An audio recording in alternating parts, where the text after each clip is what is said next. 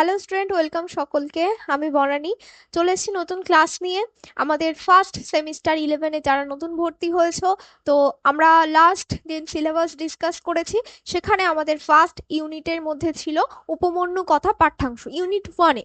সেখানে আমরা কি পেয়েছিলাম যে মহাভারত, বৈষয়িক মহাভারতের আদি পর্বের অন্তর্গত উপমন্যু কথা, তাই তো। তো সেখানে আমরা কি দেখতে পাই যে বৈষয়িক কথার অর্থ হচ্ছে মহর্ষি কৃষ্ণদ্বৈপায়ন বেদব্যাস। তিনি যে মহাভারত রচনা করেছিলেন সেখানকার আদি পর্বের একটি উপাখ্যান, যেটা তোমাদের বর্তমান পাঠ্যাংশ, উপমন্যু কথা। ঠিক আছে, উপমন্যু হচ্ছে এই আহ অংশের নায়ক বলা যেতে পারে, যিনি আদতে একজন শিষ্য। এখানে আমরা কি দেখতে পাই যে আচার্য এবং শিষ্য, পূর্ববর্তী যুগে আচার্য শিষ্য পরম্পরায় কিন্তু সমগ্র শিক্ষা লাভ করতে হতো। ঠিক আছে, তো সেখানে যেটাকে আমরা টোল বলে জানি। হুম, পূর্ববর্তী যুগে তো গুরু এবং আচার্য তাদের শিষ্যকে কতটা ভালোবাসতেন এবং শিষ্য গুরুকে কতটা সম্মান করতেন, প্রদান করতেন, তাদের মধ্যে কি বন্ডিং ছিল, তারা কেমন একে অপরের প্রতি ব্যবহার আচার করতেন, সেটা আজকে আমরা দেখবো। ঠিক আছে, আমরা টেক্সট পড়বো এবং সেখান থেকে কি কি কোশ্চেন আনসার ইম্পর্টেন্ট হতে পারে আমাদের পরীক্ষায়, ভীষণ রকম ইম্পর্টেন্ট। ঠিক আছে, তো সেগুলো অবশ্যই তোমরা দেখবে। ঠিক আছে, তো দেখি কি রয়েছে। আচ্ছা, প্রথমে দেখো বলেছে অথাপর শীর্ষস্তস্য শৈবায় শৈবায়ত অশ্ব। ঠিক আছে, ধৌম ধৌমস্য উপমন্যুর নাম। কি বলেছে? অথাপর শীর্ষস্তস্যই, অর্থাৎ এরপর শিষ্য কে ছিলেন? শিষ্য, দেখো বলেছে কার শিষ্য এবং শিষ্য কে ছিলেন? ধৌমস্য, অর্থাৎ যিনি অয়োধৌম, যিনি গুরু ছিলেন তার শিষ্য। ঠিক আছে, শিষ্য অয়োধৌমস্য উপমন্যুর নাম। ঠিক আছে, উপমন্যু যার নাম ছিল, তিনি অয়োধৌম, তিনি গুরু, তার শিষ্য ছিলেন। ঠিক আছে, তার কথা আমরা জানতে পারবো। কি বলেছে? তমোপাধ্যায় প্রেষয়ামাস, অর্থাৎ তিনি উপমন্যুকে ডাকলেন। তমোপাধ্যায় অর্থাৎ তার উপাধ্যায়, উপাধ্যায় বা আচার্য বা গুরু, তার অর্থাৎ কার? উপমন্যুর, উপমন্যুর গুরু প্রেষয়ামাস, তাকে পাঠালেন। কোথায় পাঠিয়েছিলেন? বস্ত বৎস উপমন্য গা রক্ষসেতি, অর্থাৎ বৎস বলতে বলা হয়েছে তার যে শিষ্য ছিলেন অর্থাৎ উপমন্যু, তাকে বৎস বলে সম্বোধন করা হয়েছে। গা, গা কি? গা হচ্ছে একটি পুংলিঙ্গ শব্দ, যেটা হচ্ছে আমাদের শব্দরূপের দ্বিতীয়ার বহুবচনের একটি রূপ, গা। ঠিক আছে, অর্থাৎ গোকে, অর্থাৎ গরুকে বোঝানো হয়েছে, গরুগুলিকে রক্ষসেতি, অর্থাৎ গরুগুলিকে রক্ষা করো। ঠিক আছে, পরেরটা কি বলেছে দেখো, স উপাধ্যায় বচনাদ রক্ষত ঘা, অর্থাৎ সেই গরুগুলিকে, সেই উপাধ্যায় যিনি তাকে আদেশ দিয়েছিলেন যে তুমি রক্ষা করো গরুগুলোকে, তিনি তার কথা মতো গরুগুলোকে রক্ষা করলেন।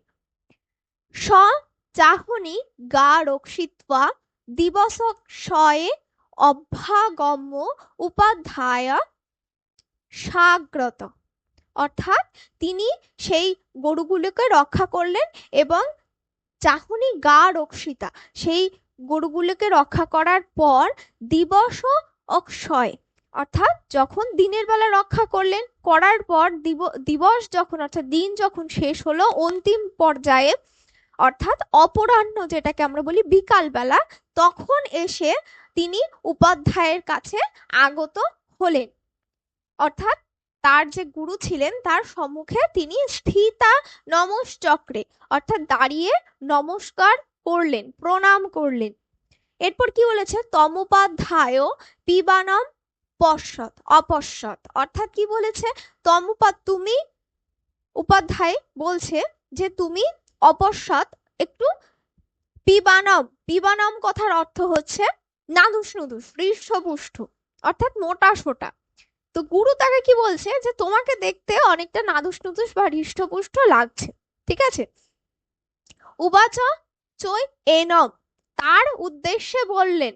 কার উদ্দেশ্যে? উপমন্যুর উদ্দেশ্যে, যে বৎস উপমন্য কেন বৃত্তিং কল্পয়সি, তুমি কি, বৃত্তি কথার অর্থ কি?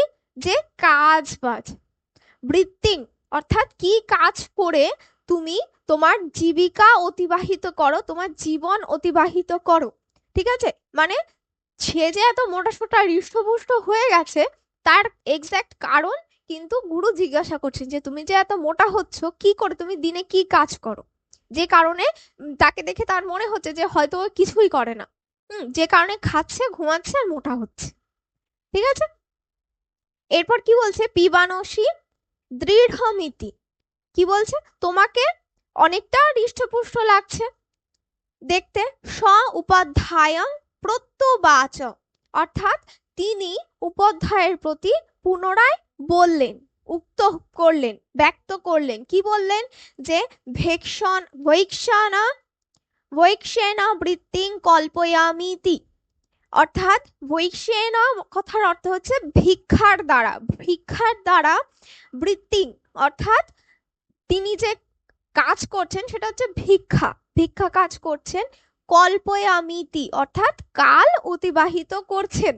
এরপর কি বলেছে, তমোপাধ্যায় প্রত্যুবাচ, সেই তার উপাধ্যায়, উপমন্যুর উপাধ্যায় পুনরায় তাকে উবাচ মানে বললেন, কি বললেন, মমা নিবেদ্য ভিক্ষং নোপয়ক্তব্যমিতি, অর্থাৎ কি বলছে, তার উপাধ্যায় তাকে পুনরায় বললেন, আমাকে তুমি নিবেদন না করে, মমা নিবেদ্য, মমা অর্থাৎ আমাকে, মম মানে আমার, আমাকে, ঠিক আছে, আমাকে নিবেদ্য অর্থাৎ নিবেদন না করে, অর্পণ না করে, কি বলছে, ভৈক্ষং অর্থাৎ সেই ভিক্ষা, যে ভিক্ষা তুমি নিয়ে এসেছিলে সেই ভিক্ষা আমাকে নিবেদন না করে, ন উপযুক্তব্যমিতি, সেটা তোমার গ্রহণ করা উপযুক্ত হচ্ছে না, তোমার উচিত হচ্ছে না, যেটা তুমি নিয়ে আসছো সেটা একা একা খেয়ে নিচ্ছ, তুমি আমাকে না দিয়ে খেয়ে নিচ্ছ, তোমার এটা মোটেও উপযুক্ত হচ্ছে না।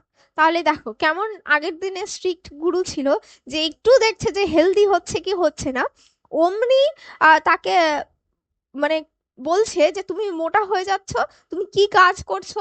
তো সে বলল ভিক্ষা করছি, তো বলছি যে যা ভিক্ষা করো, তুমি আমাকে দিয়ে খাচ্ছ না, এটা তোমার মোটেও উপযুক্ত কাজ নয়, তুমি যা ভিক্ষা আনবে আগে আমাকে নিবেদন করবে, আমাকে দেবে, তারপর তুমি সেটা খাবে। ঠিক আছে, তো এটা হচ্ছে ব্যাপার, এখান থেকে আমরা করব কোশ্চেন আনসার, কেমন। দেখো প্রথম প্রশ্ন কি রয়েছে, যে উপমন্যু কার শিষ্য ছিলেন। অপশন এ রয়েছে বেদব্যাসের, ধৌমের, বাল্মীকির এবং বিশ্বামিত্রের। ঠিক আছে, তো আমরা কি পেয়েছিলাম, অয়োধ্যৌম, যাকে সহজ ভাষায় ধৌম, শুধু ধৌম আমরা বলতে পারি, তো ধৌমের শিষ্য কিন্তু ছিলেন উপমন্যু। পরের প্রশ্ন কি বলেছে, দেখো বলেছে গুরু উপমন্যুকে কি কাজ করতে পাঠিয়েছিলেন, অগ্নি সংগ্রহ করতে, কাঠ কাটতে, গরু রক্ষা করতে এবং ভিক্ষা আনতে। কি করতে পাঠিয়েছিলেন, গরু রক্ষা করতে পাঠিয়েছিলেন, তাই তো। তো অপশন সি হচ্ছে উত্তর। তিনি প্রথমত তাকে যে কাজ করাচ্ছেন, সারাদিন সে গরু নিয়ে খাটাখাটনি করছে, সমস্ত তার সেবা শুশ্রূষা ইত্যাদি করছে, করার পর সে যেটুকু খাচ্ছে তাতেও আবার তিনি কিন্তু ভাগ বসাতে চাইছেন, যে তুমি মোটা হয়ে যাচ্ছ তাহলে খাওয়া কম করো, আমাকে দিয়ে দাও, এরকম একটা কনসেপ্ট। ঠিক আছে, পরের প্রশ্ন দেখো কি বলেছে, যে উপমন্যু কার আদেশ অনুযায়ী গরুকে রক্ষা করেছিলেন। অপশন এ পিতার, অপশন বি বন্ধুর, রাজার এবং গুরু। অবশ্যই তার গুরু তাকে এই ধরনের উপদেশ দিয়েছিলেন। হয়েছে। পরের প্রশ্ন দেখো কি বলেছে, যে উপমন্যু দিনের শেষে কোথায় উপস্থিত হতেন, রাজসভায়, গুরুর নিকটে, বনে এবং তীরের ধারে। কি হবে, আমরা দেখেছি যে তিনি দিনের শেষে অর্থাৎ অপরাহ্নে তিনি এসে উপস্থিত হতেন গুরুর কাছে এবং নমস্কার করতেন, এতটাই ভক্ত ছিলেন, ভক্তি সুলভ আচরণ তার মধ্যে ছিল। পরের প্রশ্ন দেখো বলেছে, গুরু উপমন্যুকে কেমন দেখেছিলেন, দুর্বল, ক্লান্ত, হৃষ্টপুষ্ট এবং রুগ্ন। তো তিনি অবশ্যই দেখেছিলেন কি, যে মোটা হয়ে গেছে, তাই তো, হৃষ্টপুষ্ট হয়ে গেছে উপমন্যু।